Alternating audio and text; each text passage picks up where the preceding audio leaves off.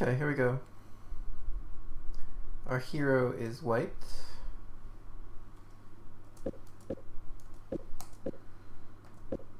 Okay, symmetrical. d4. Good move. Now black decides, well, let's continue the symmetry. d5. Okay, so symmetry is fine to a point. I think black should have stopped at this point. Because, what should white play here, guys?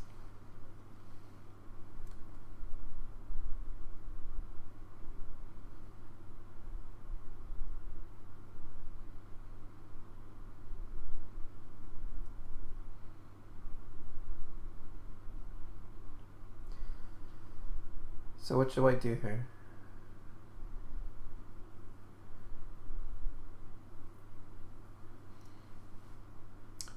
Well, white can simply win a pawn. Simply pawn takes pawn. Queen hits this guy. So after knight takes e4, queen takes d5, just wins a pawn. So better to take this way so that your queen is opened up to this pawn. And notice that you're also attacking the knight. So black doesn't have time for any shenanigans. Okay, but white actually took the other way. And now we're gonna be entering a desperado derby. Okay, so knight takes, knight takes. Okay, so here black should play bishop b4, bishop d2, castle. And now this pawn's gonna fall after bishop d3, knight takes d4. But we desperado.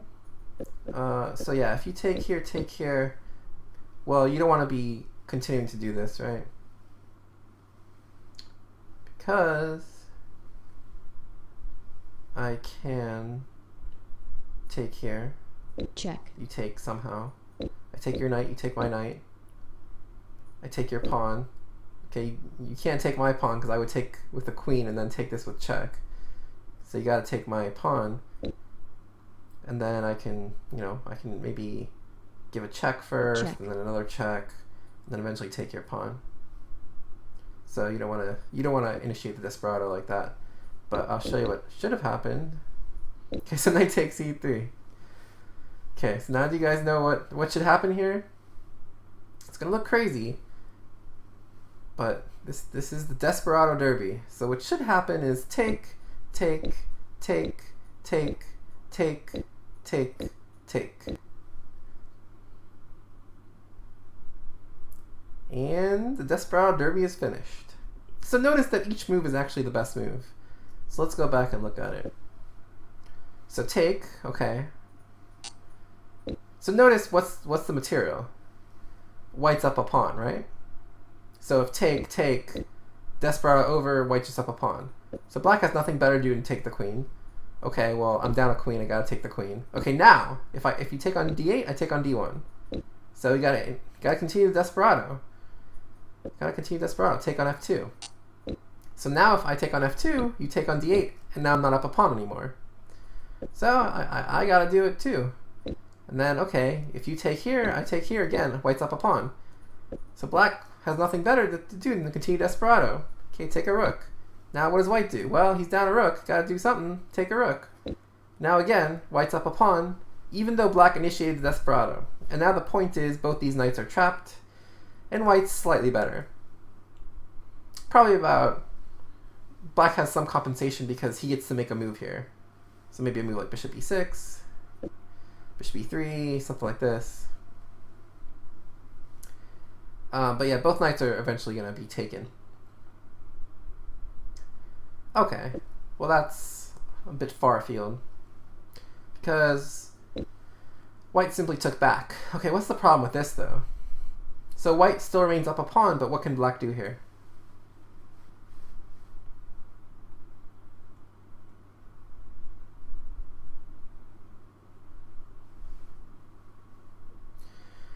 Well, black can give white some hideous pawns. So yeah, this is already not looking great. But after this move, knight takes e5, d takes e5. Now notice these pawns are quite weak. Right, so our pawn structure is not so great. White is up a pawn, but black has serious compensation now. So he takes on d1, Check. take on d1. So this is why white should have initiated that desperado sequence. Check. Okay, so check. So a better move than bishop g4 might have been a move like bishop c5. Because notice after bishop g4, Check. we gain a tempo, right? We're gaining a tempo on this bishop.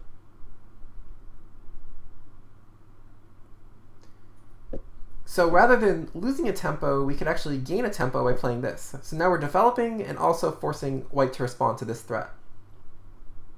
So notice how subtle differences like this can really help one side develop more quickly. Okay, so maybe he wanted to kind of negate this loss of a tempo by getting a tempo himself, right? So here, this check might be reasonable because now black wants to castle check. And okay, he kind of gets back the tempo he lost. But black doesn't do that. He simply plays bishop f5. And now notice how he actually lost the tempo rather than gained the tempo because he didn't use this move check. So white plays a very good move here. Bishop d3. Hoping that black will be silly enough to take and fix his pawn structure, because now notice all his pawns are nice and pretty. He can play d4, really establish a bind. Okay, black plays g6. Okay, so what should white do here?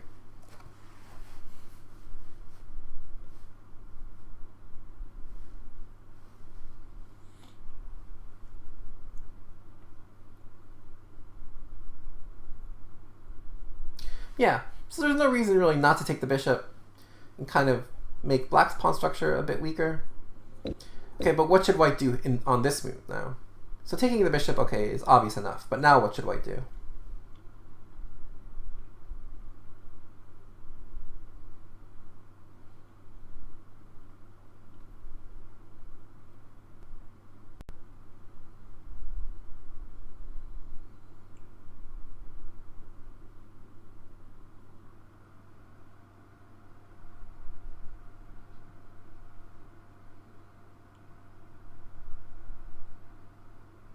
Yeah, bishop g5 is good.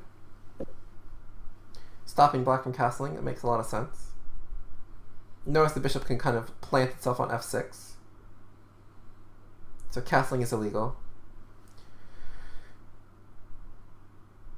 And then white would play something like king e2 and get his rooks on the d file. And white would be better here. Okay, but white played this move, bishop to b2. And really this is bad for multiple reasons. First of all, this bishop doesn't really belong on this square. It's kind of blocked in by this pawn. But two, he should think about getting this rook into the game. So even here, a move like king e2 makes more sense, simply to play rook d1 next.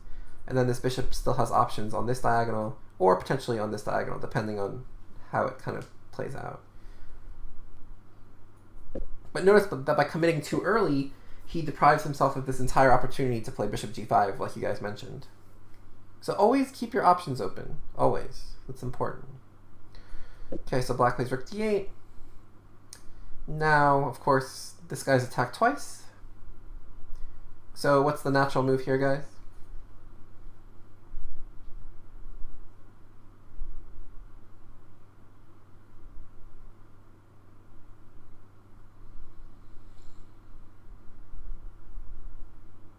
Yeah, exactly. Very good. King e2. So the reason we play king e2 is twofold. One, we want to defend this bishop, but two, we want to get this rook to this file. And then, depending on what happens, we can either get this rook to this file and start putting pressure on this pawn, or maybe we just simply double, depending on how the game goes. But we want to get our rook out. So notice how this is better than, say, king d2, because at the very least, black has an annoying check on h6. But also, it kind of blocks this file, so our rook can't really get out. And no, black didn't castle. It probably would have been slightly better for him to castle than rook d8. You're right. But again, in an endgame, it's not as important to get your king safe. So his king being in the center is not actually a terrible thing. But castling does make sense. Okay, so unfortunately, white played this move rook e1, which just hangs a pawn. I'm not sure why he did that. Okay, black just misses it though. Okay, now white decides to defend the pawn. Unfortunately, he should have again elected to play king e2 because now he's actually worse.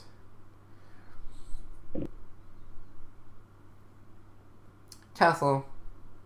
This bishop is kind of stuck on this square. King e1.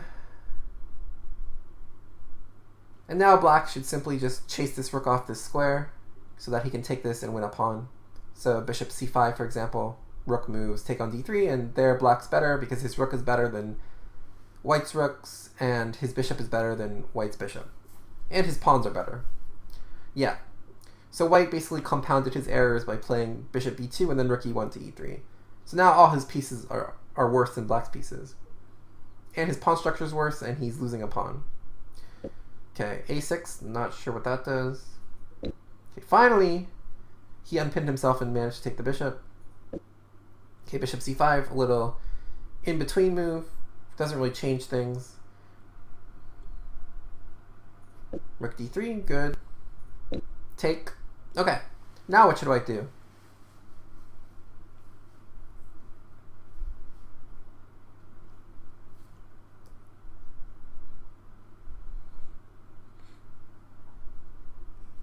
Yeah, simple moves are best here. Rook a d1. So now notice how we're winning control of the d file. And if rook takes, how do we recapture back?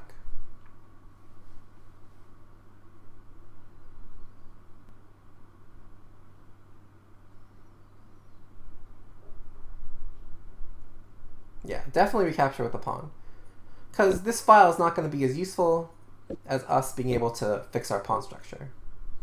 Because now we can start playing d4, d5, and our initiative is real. Okay, but rook d1 also notice that it basically wins control of the d file for black, or for white.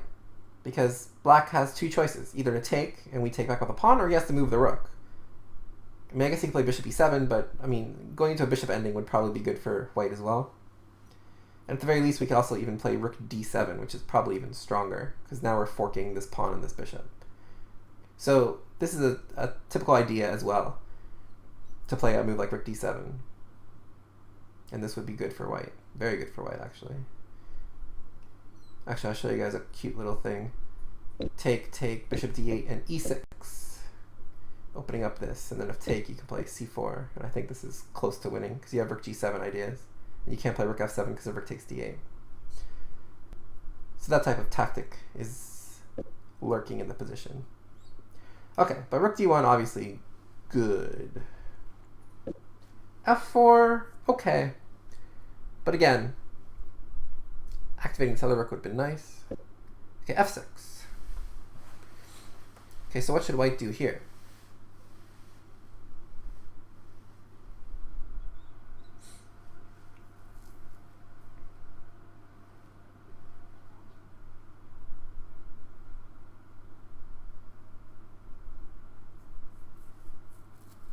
So a move like rook d1 again would probably be good, but how should he meet? How should he meet this in general? Right. So this pawn becomes a potential passer, right? So for example, say we do nothing, right? Say we just play like a3 or something. So after take take, this pawn is actually a pass pawn. But we can't push it exactly because we just lose it. So we'd like to keep this pawn as a potential passer. And notice that, for example, if we take, then we've lost an ability to create a pass pawn. But with this move c4, exactly right, now we're defending this pawn, opening up scope for our bishop, and potentially creating a square on d5 for our rook to operate from. So if not rook a d1, then c4 would have been a good alternative, but white chose to take on f6. And now notice that this kind of plays into black's hands a bit. So king f7, so notice that he couldn't take on f6 because the rook takes d8. And he couldn't, he didn't want to take on d3 and fix the pawns, but king f7 was a perfectly reasonable alternative. So notice that just because white won a pawn temporarily doesn't mean that it's so great for him. Okay, rook d1. Check. Check. Now rook d6. Take. Take. Okay, So now black is forking two things. He's attacking this guy, he's attacking this guy. So the question is, which one should we defend?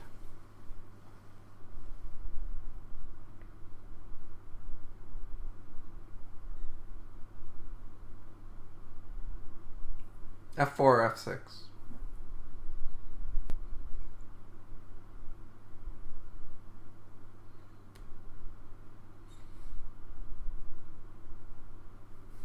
Yeah, it's a little bit of a trick question because you'd think you'd want to defend this one because it's the more powerful.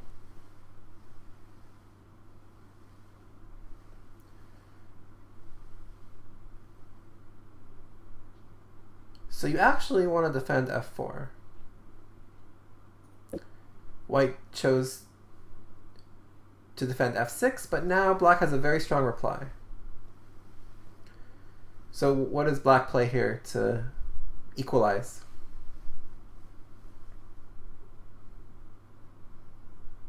So yeah, notice that bishop takes F4 would be a mistake. So you are sort of indirectly defending both, but black has a very strong move here. Because if bishop takes F4, again, as Yeran said, rook D7 would be strong. But black has a strong move here. Yeah, rook E4. And now the problem is this pawn's going nowhere, and both of black's pieces are better than both of white's pieces. Notice that this rook is better than this rook, because this rook is blocked by this bishop, and this rook is roving on the 4th rank, and this bishop is just stuck defending a pawn. So here black is probably close to equal. Now if G3, for example, you take on C4, and now this is weak, and if you play like a move like C3, blocking your bishop, etc. Yeah. Okay. So he should have defended this one instead. But okay. Black played B5. So what should white play here?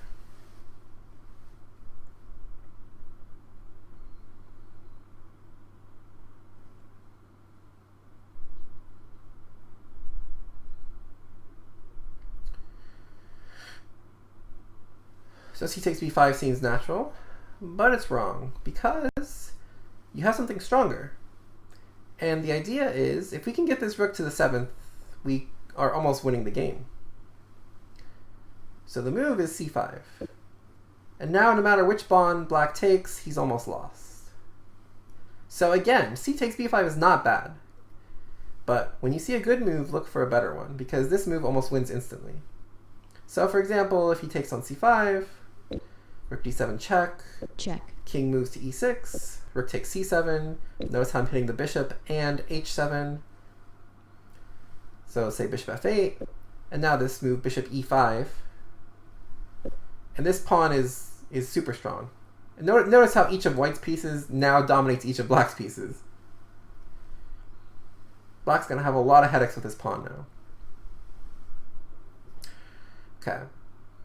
So it's a bit tricky to spot, but that rook on the 7th is worth at least a pawn, and it's not like you're even sacrificing one because you're immediately getting one back. But okay, white took like you guys thought he would. Again, not bad. So capture back. Rook D5. Okay, white's starting to play well because look, he's honing in on black's target. So he notices a weak pawn here and a weak pawn here, which is good. So the C takes B5, like I said, was not bad, just C5 was more accurate. So rook D5 is good. Okay, king E6. Rook takes B5, good. C6. Rook B7, good. Rook on the 7th, hitting this pawn.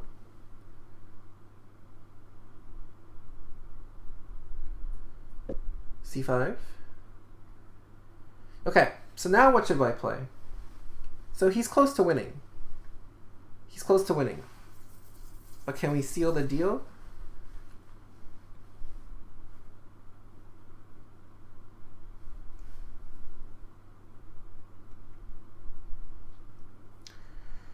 So notice that if this were a true king and pawn ending, so for example, if we took all these pieces off the board, who wins in this position? White or black?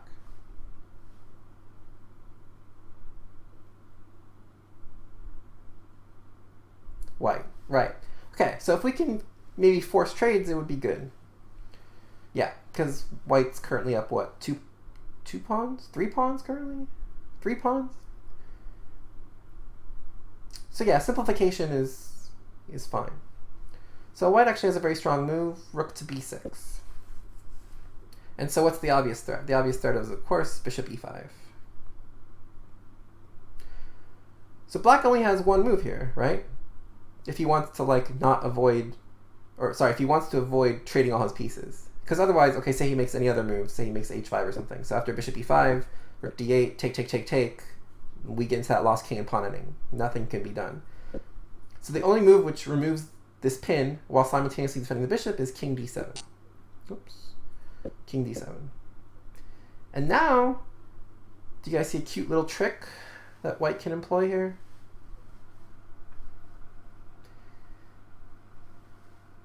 Is cute.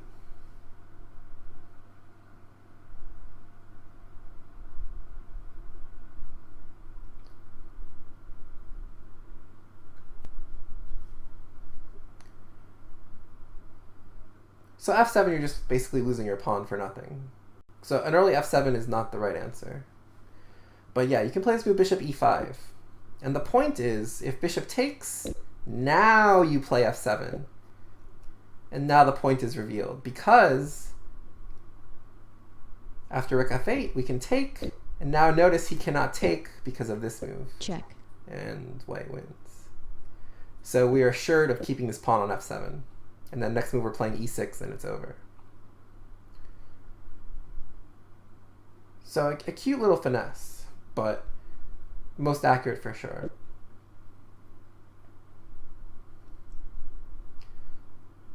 So yeah, you don't want to let go of this trump card too early. So a move like f7, just rook f8, just wins the pawn. So, okay, white played c4 instead. Bishop takes f4. Rook takes h7. Okay, he's still up 3 pawns. Still completely winning. Okay, so what should white do here?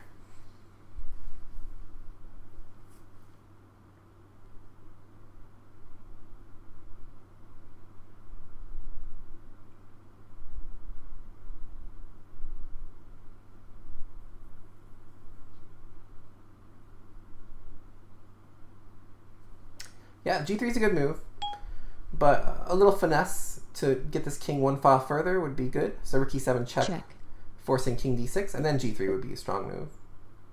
Yeah. So, again, if you can take the opportunity to move the king a file further away from the pawn, you should do so. But yeah, g3 is a good move. So white, I believe, played the move g3 first, which is fine, but rook e7 check is more accurate. Okay, bishop e5. Okay, so white's move and win. This one's fairly obvious. Yeah, so now this move rook e7 just wins a piece because we just win this bishop on e5. So rook e7, check. You can take on f6. We just take on e5 with the rook and threaten discoveries. So that's pretty simple. Okay, but I mean, of course, white wouldn't go for the simple win. He wants to go for a difficult win. So he takes on e5. Should still be winning. But now white starts to get a little squirrely because f7, king d4, rook g7. Okay, so he's still completely winning. Just h4, h5, h6, h7, and rook g8 should be enough.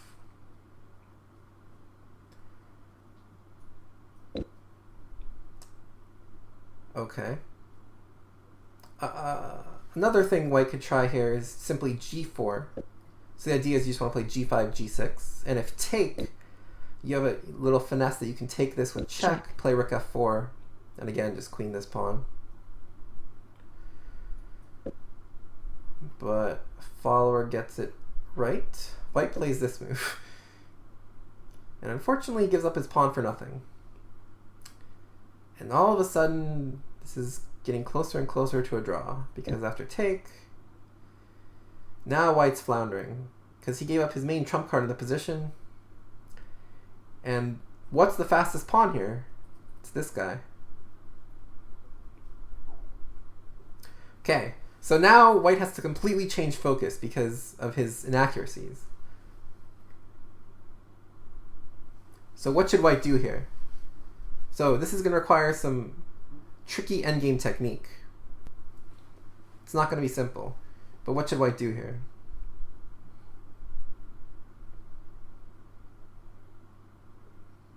Yeah, white's still better.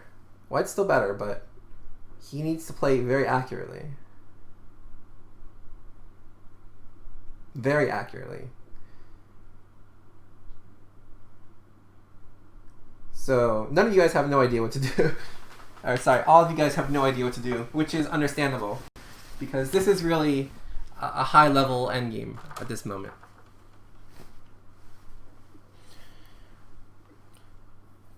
So in these rook endgames, you want to strive for rook activity and king activity. So the most important thing to do is we need to stop this king from getting here, basically. So the right move is very good. Higgs is rook d8. Very good. So the idea here is we want to play rook d8 and just bring our king over to stop this pawn, and then this pawn plus this pawn should be enough to win. But again, it's a very tricky thing. So if you make a move like rook g5, for example, now this rook is cut off completely because of this pawn. And now black actually can draw here. So what happens? Well, of course he played rook g5. And so now black has a draw with king d3. And this pawn is hard to stop. So king d5, not as good, because now what can white play? Now what can white play? Yeah, very good. So now, unfortunately, the king walked into a pin. And again, notice that the king and pawn ending is always winning, because this king is in the box to stop this pawn, but this king, there's no way that this king can stop both this pawn and this pawn. Impossible. So the king is close enough to stop this pawn, but the a and h pawns are too much. So very good g4. Okay, so it's not completely over yet, because black doesn't actually have to engage in a rook trade, but he has to move his king out of the way, obviously, or else rook takes f5 would force a rook trade. So he actually still has a chance to potentially go for a draw here. He should move his king out of the way, of course, and then after rook takes f5, he can play rook e7. And okay, this pawn is still the fastest, because this rook stops this pawn on the 7th, and this pawn can go. Again, white's better, but black does have drawing chances. Unfortunately for black, he played this move, which accelerates the end, because after take, these two pawns are too strong. And I'll just show you the end. And now he can just start pushing this pawn. He kind of wasted a few moves, I think. Yeah, he didn't have to play this even, because on c2 he could play this, but yeah. And here black resigned because this pawn's queening. Okay. So again, our hero was winning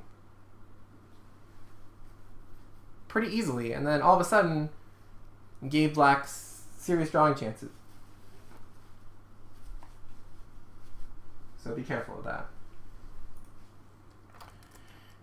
Okay.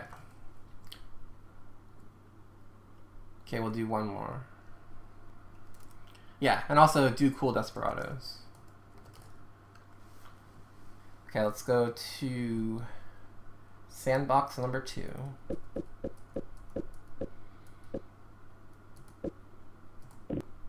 Okay, so we got an opening. White's basically just developed all his king-side pieces. What should black start doing?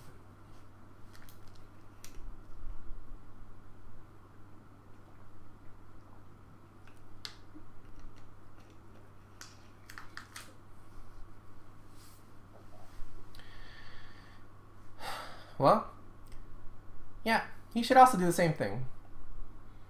Yeah, just knight f6, bishop e7, castle. Black has a very solid position here. But he needs to develop. Okay. Well, he plays d5. Okay, it's not terrible, but he needs to develop. So notice how trying to open up the center when your king is still stuck here and you're at least 3 moves from castling is probably not the best idea. I mean, it's not absolutely disastrous, but you know, you want to start thinking about developing before counterattacking with d5. So d5 is a move he probably wants to play eventually, but I would think about getting my pieces out first. Okay, so take, bishop e3. Okay, so all right, he kind of survived. I mean, it's not like white could do anything too dangerous to him. So what should he do now?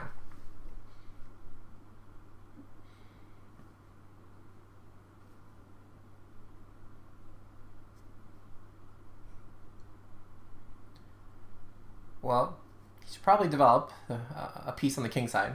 So knight f6 is fine. Also, he can actually play bishop d6 here. The point being, if bishop takes d5, bishop takes h2. Check. And, you know, this is a good exchange for black. Because he can get his queen out with tempo and then maybe even castle queenside. But what does black play? Black plays bishop e6. Okay. Now it's getting a little more serious. Because notice black is still 3 moves from castling. And I'm not too sure he wants to castle queenside at this point. So again, you guys who develop your queensides first, you have to be careful because unless you're actually planning on castling queenside, you can't neglect your kingside development. It can lead to disastrous consequences. Okay, so rook e1. Okay, so now what should black do? Now it's getting a little trickier. Now he has to be a little bit more precise.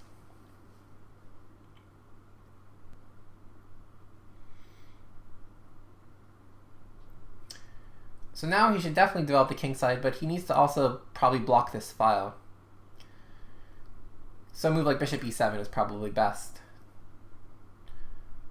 And then you can follow up with knight f6 and castling, and again, it should be okay. But yeah, bishop e7 to block the file, because after knight f6, knight g5, all of a sudden, it's a little worrisome. It's a little worrisome. Okay, notice how this move, knight f6, blocked this queen from defending g5. Okay, so black plays queen d7 to defend the bishop. Knight takes, pawn takes. Okay, and here, you know, black is not doing terribly, but notice he gave up the 2 bishops, and this pawn is a little weird. And notice he's still 2 moves from castle on kingside, and I'm still not sure he wants to castle queenside. So white plays d3, just trying to get his pieces out. Okay, so he decides to castle queenside. Decision he's probably going to regret soon. Okay, bishop g5, hitting f6, h6, bishop h4, g5, bishop g3. Okay, so black's actually managed to survive. So what should black do here?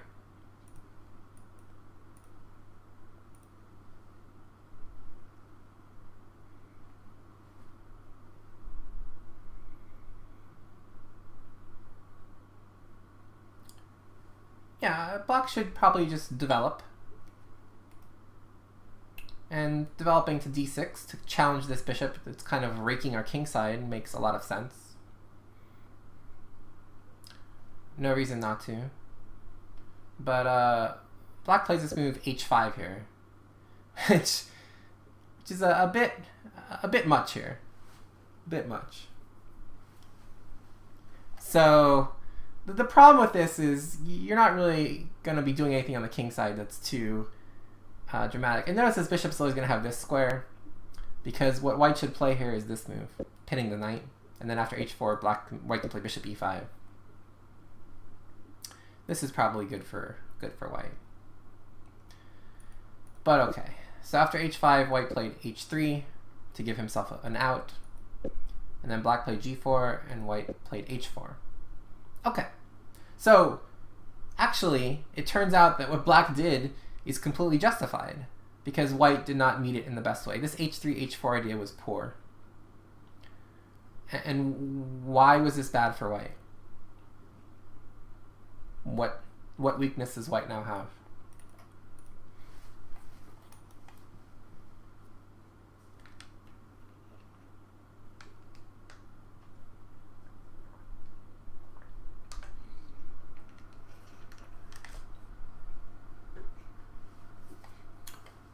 Well, this h-pawn is now weak.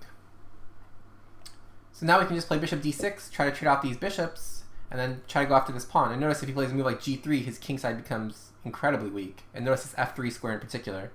So maybe white can eventually try to hop a knight into f3. Whoa, those are some terrible arrows. I apologize profusely, but like that.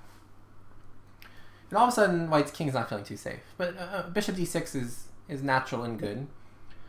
Black chose to develop the bishop to the other diagonal, but notice how it really has no future on this diagonal, because what's it biting on? This pawn on c3. What's it really doing? Notice that white's bishop is much happier kind of lasering on black's king, whereas this bishop is kind of just silly. So he definitely should have wanted to exchange the bishops. But okay. So bishop g7, bishop a4. Knight e8. Okay, not a bad move. He noticed that this knight had no future on f6, so he's kind of trying to reroute it. Okay, knight d2. Okay, so he'd like to play knight d6 and knight f5, which makes sense. But what's the problem with knight d6?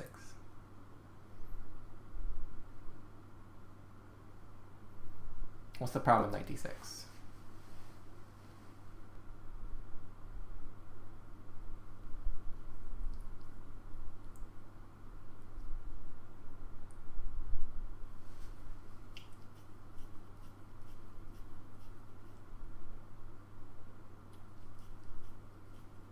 E-pawn hangs. Does it?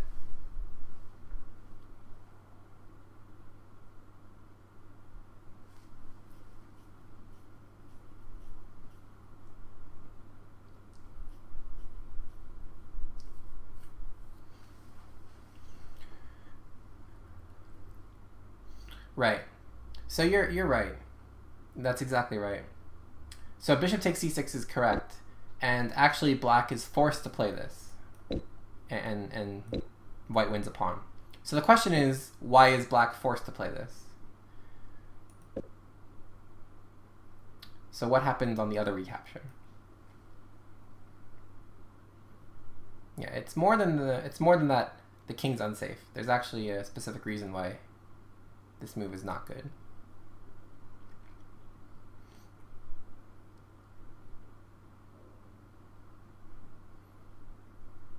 Yeah. So the point is, after b takes c6, white has this very strong move, queen a4. And now notice what's happening. This queen is targeting these two guys. This bishop is coming here. But most importantly, this knight coming into c5 is really a problem. Really a problem. So black is actually lost here. Doesn't look so bad, but it's actually completely hopeless. So what did black do in this position? Or what should black do in this position? Well, black should actually, now that he's put his bishop on the wrong diagonal, he should try to blockade this bishop. So he should play e5 and knight c7, or knight c7 and then e5. And also with knight c7, he can also threaten to break this with b5 and break the pin. But some combination of knight c7, b5, and e5, just to kind of limit the scope of this bishop. And then from there, this knight could hop into e6 and then f4. But okay, what did our hero do? Of course, he played knight d6. Did white take advantage? Of course not. Knight b3. Okay. So white had the right idea. He wants to go after this pawn. Okay, what should black do here?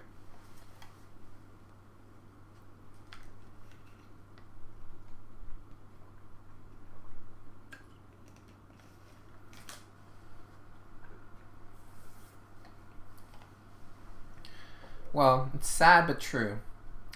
We cannot allow this knight to come to c5. We cannot allow this knight to come to c5.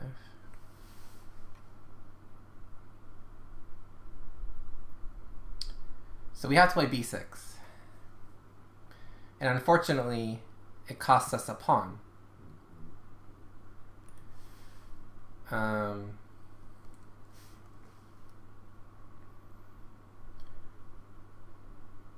Unfortunately, I can't give you the PGN because it has the annotation, so you know what happens. But I mean, do you want me to go through the moves, or?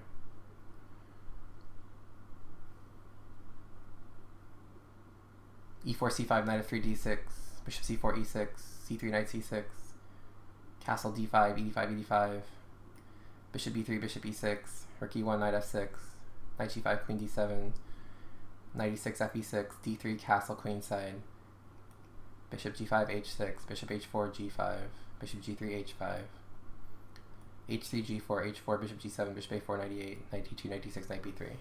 There you go. Okay. So anyway, okay, so yeah, so black does have to play b6, sadly, because take wins a pawn, but okay, it's better than what happened. Because what happened is black played c4, and now, actually, white wins by force. So, do you guys know how white wins by force here?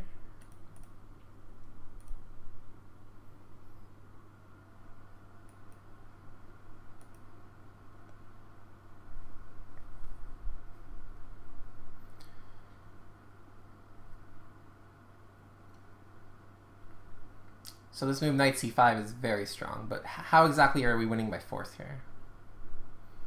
So what are possible queen moves? So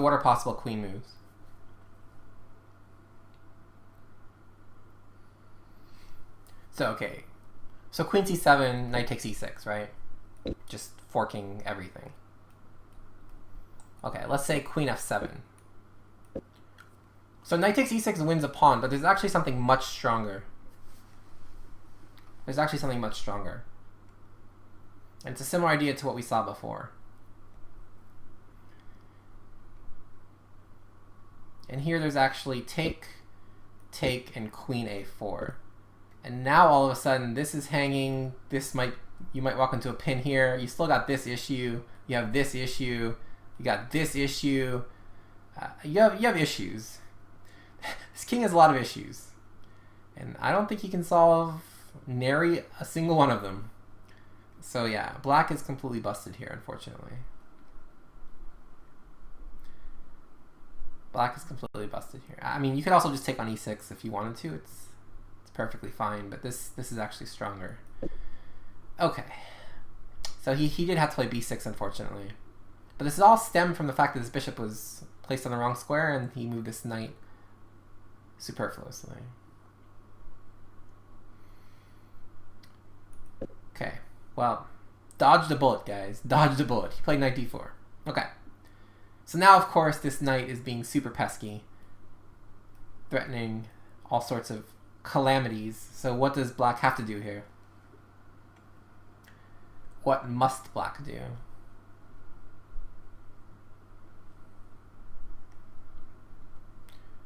Well, we certainly have to get rid of this offensive knight. So, gotta give up the pride of our position, this bishop. Well, it's not really the pride, but yeah, we do gotta take. Obviously, this knight is pinned, so we can't take with the knight. But we can take with the bishop. So we take. Okay, good. Take. Okay, now we have a move of respite. So what do? We gotta do something important, or else our queen side might get blown up. So what do we do here?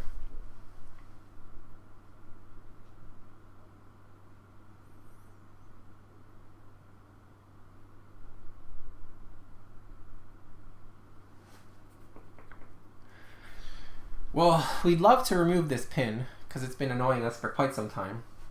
So yeah, we can actually play this move b5. And now this bishop only has one square to go to. Now we have a variety of pleasant choices. We can perhaps play knight f5. We can maybe even just take on d4. I mean, we got some good stuff. But this is actually fine for black. This is actually fine for black. So notice that if bishop takes knight, for example, we can just take on a4. Yeah. And then when the bishop moves back, I'm not sure where it would go, but say, I don't know. If he goes back on this diagonal, you have knight a5, and we're holding everything. If he goes back on the other diagonal, this way, then I think we can just take here. And it looks a little risky, but everything is covered. This file's blocked, etc. Okay. But black played knight f5.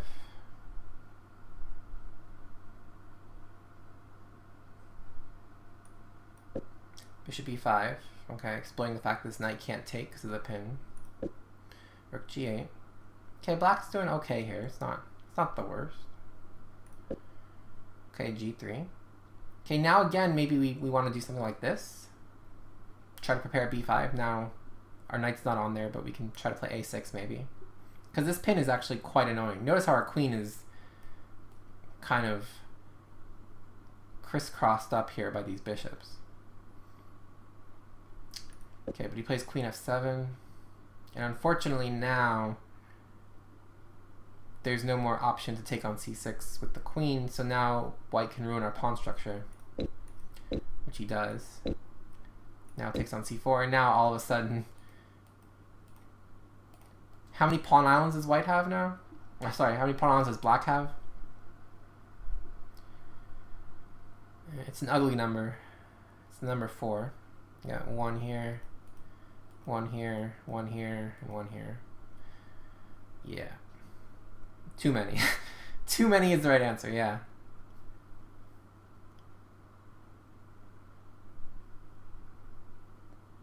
So after queen a4, now we're hitting this guy, we're hitting this guy, we're hitting this guy. It's bad news bears.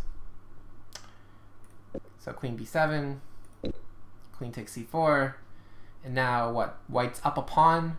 This guy's falling. This guy's probably still falling. This guy's probably falling at some point. Not the queen, but the pawn on a7. Not good. Not good at all. Rook d5, okay. Trying to piece stuff together. b4. Notice that this king is still stuck because of this bishop. Okay, knight d6. Take, take. Okay, so now white to move and win, basically.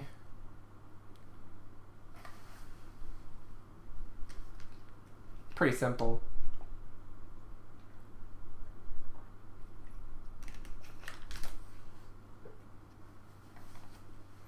Yeah, simply rook takes e6. The point is you can't even take because queen take fork.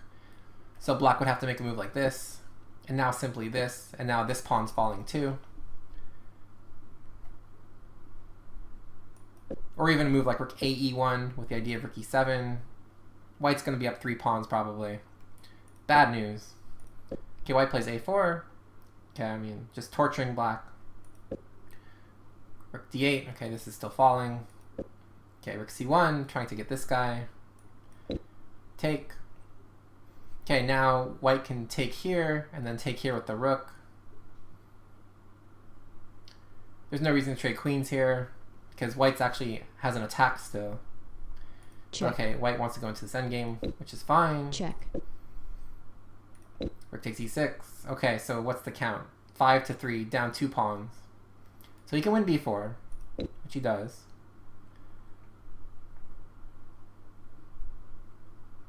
Okay. So what should white do here?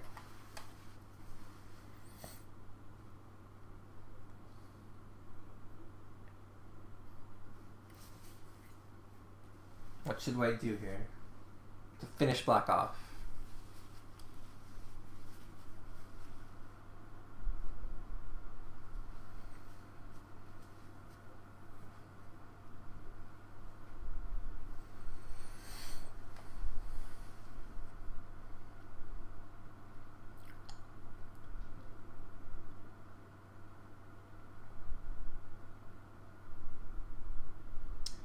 So a lot of moves are good. There's one that's a little bit better than the rest. So rook h6 is actually quite good. The idea being we keep this king cut off, and we're also threatening this pawn. So the point is revealed after rook d5, we play rook e1, and now we're threatening a staircase mate. We're threatening just rook e7 and rook h8. So this is bad news bears all around.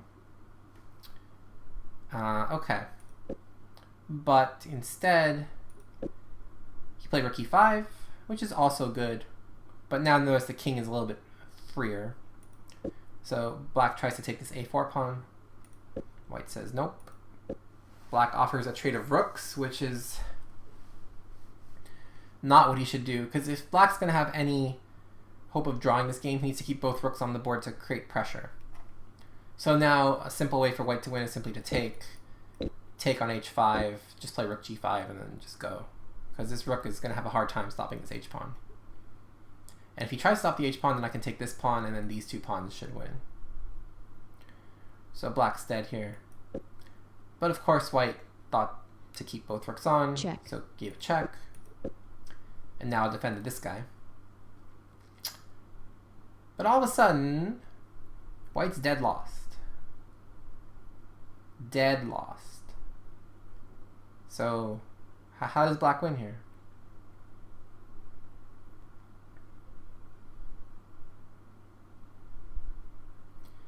Yeah, all of a sudden white's mated.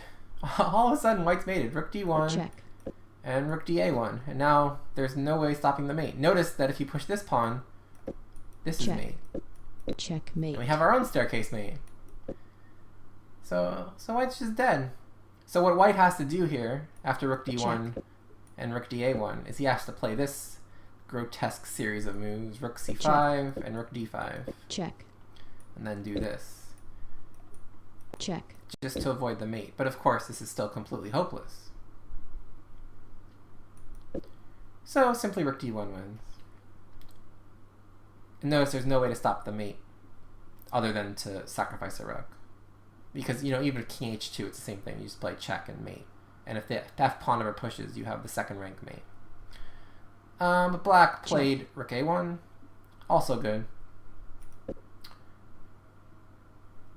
Same idea. And now simply rook dd1 just transposes to what I was saying. Black played rook d2 instead, which is going to end up being the same thing. So if white tries like rook f5, then again just rook dd1, same mate is happening. And so here black won.